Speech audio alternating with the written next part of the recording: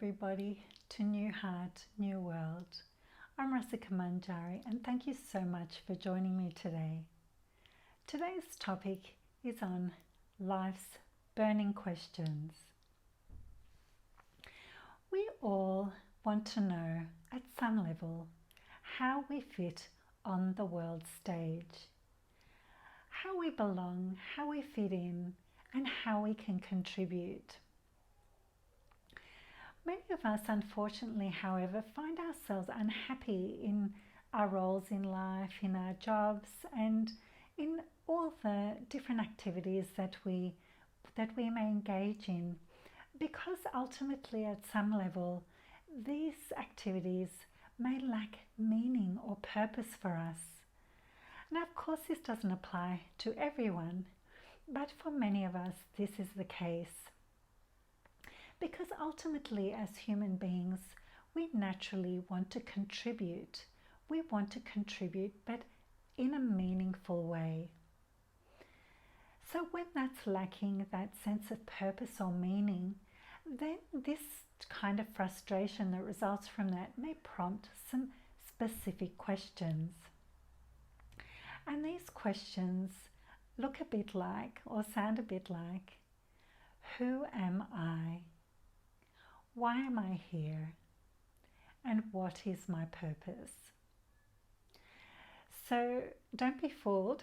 These questions, although they sound very simple, are actually very, very profound. And they represent in themselves an awakening of consciousness.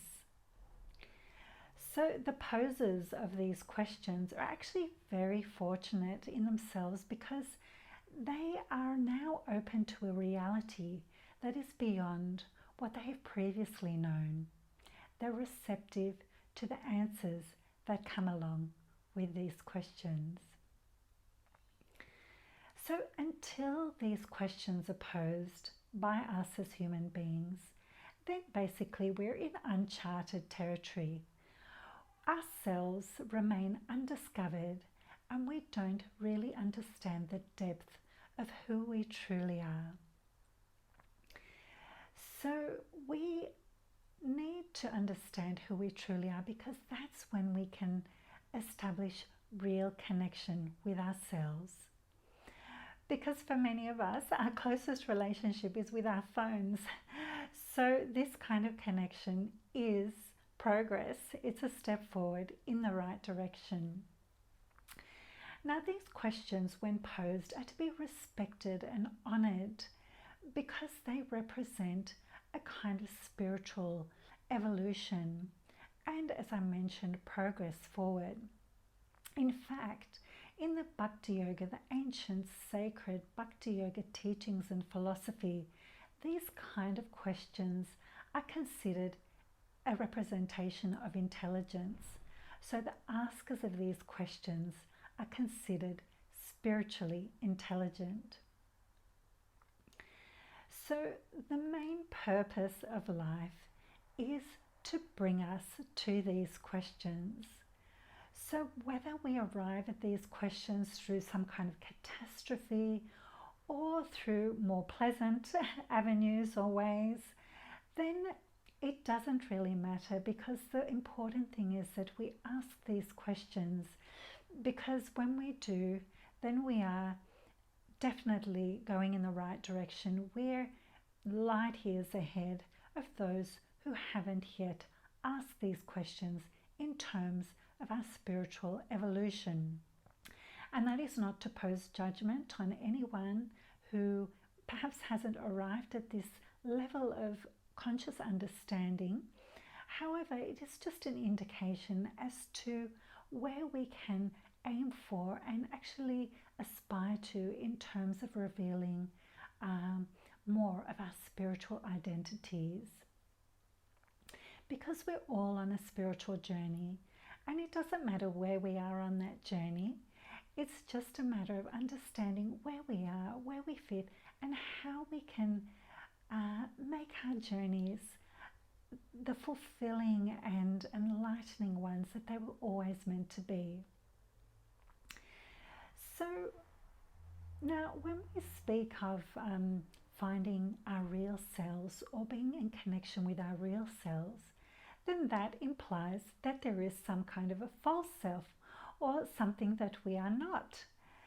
So, when this actually is expressed in the concept in the Bhakti Yoga tradition of the false ego. So, the false ego represents our material bodies and our material roles in societies and our activities, and the fact that we may only or solely identify with these material aspects of ourselves. So, that is then termed as the false ego. Whereas the true ego is understanding that we are spiritual in nature and that our identities are in their essence and completion spiritual. So we ultimately need these bodies. I mean, we can't even pose these questions without these bodies. So our bodies are essential on our journeys on this planet as we evolve spiritually and materially. So the falsity doesn't lie in the fact that our bodies are not real or they're wrong in some way or they're an illusion.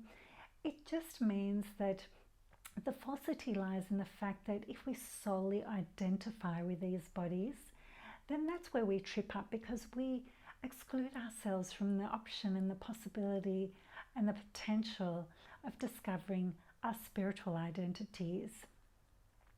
So we need to thank our bodies for what they give us and the ability to inquire, which is the highest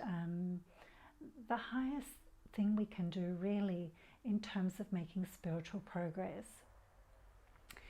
So in fact, the more we tapped into these burning questions of life, then the more we are given insights into who we truly are, and therefore we know better how we can contribute to society and to our lives as we go about our daily experience.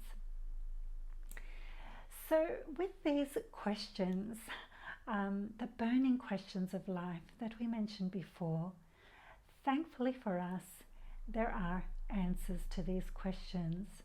And these answers are found in the teachings of the ancient and sacred Bhakti Yoga texts and philosophy. So in a nutshell, here they are, the answers. So the answer to the question, who am I, is you are a spirit soul. The answer to the question, why am I here, is that we forgot that we are a spirit soul. And the answer to the question as to what is my purpose is to reconnect with our spiritual essence and also the supreme spiritual personality of all. Krishna, as is known in the Bhakti Yoga tradition, is also known as God and has infinite other names. So we're constantly being distracted from discovering who we are at a spiritual level, and therefore we often come to the conclusion that we are this body, and there we have the false ego reigning supreme. So even the World Health Organization neglects this concept of us as spiritual beings in their definition of health.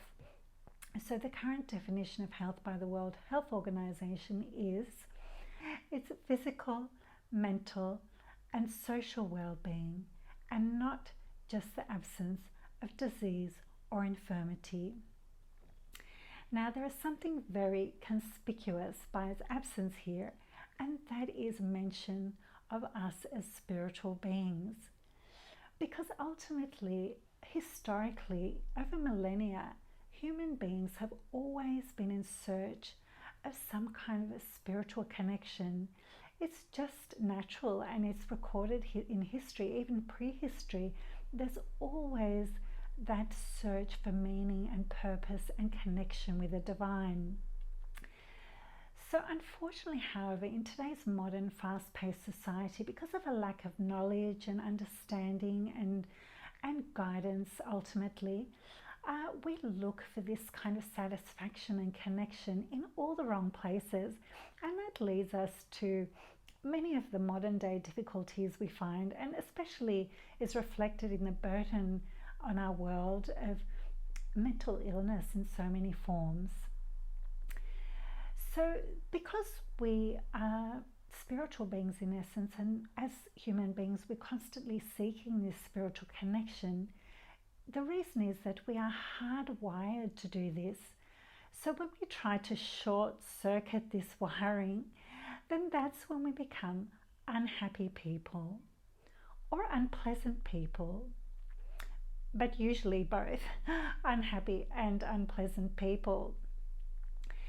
So to hit that target of our true life purpose and the meaning that we so seek, then it's important that we are spiritually switched on. And again, in modern society, so many of us are switched off.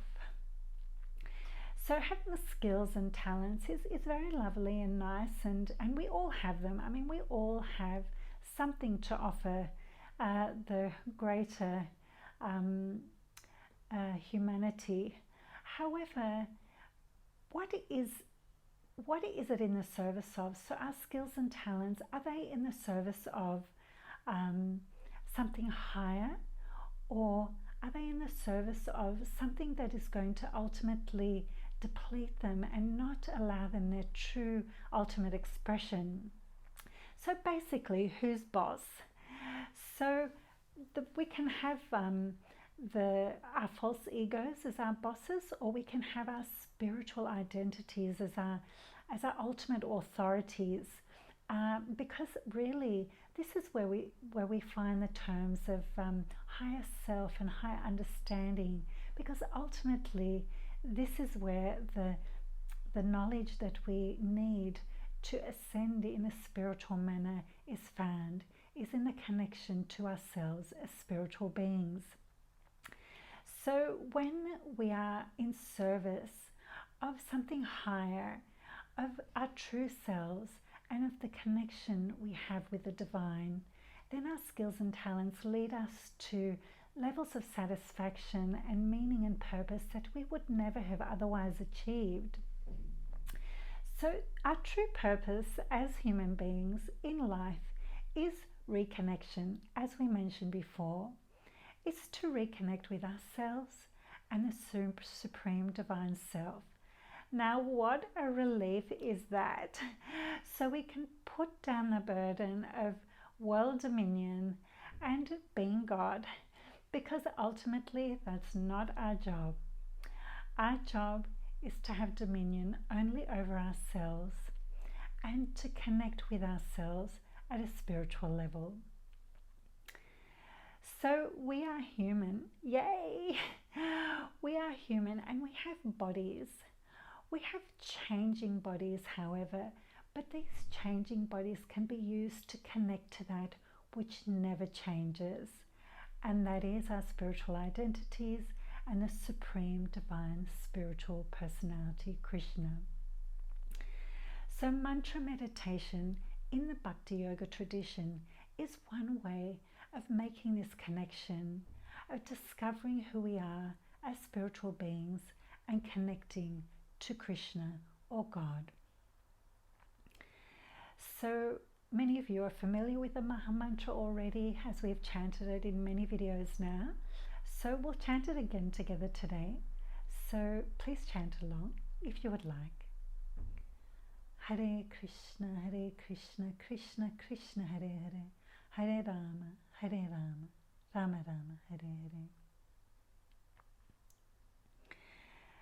So when we chant this mantra, the longing of the heart to connect is satisfied. But we have to remember that we were always connected.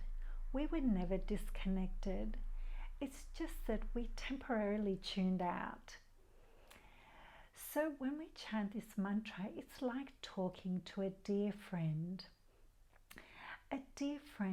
that understands our true, deepest nature and desires. And like talking to a dear friend, it's not just a one-way street. There is supreme and divine reciprocation. And the more we engage with this mantra and the more we incorporate it into our daily lives, then that reciprocation is revealed to us more and more, just in the simple events and experiences, internal and external, of our lives as we progress on our spiritual journeys. Now, if you'd like to find out more about Bhakti Yoga or the Maha Mantra, please visit my website at newheart-newworld.com. And please stay tuned for many more videos on the secrets and not so secrets of Bhakti Yoga. So until then, I wish you all well. Bye for now.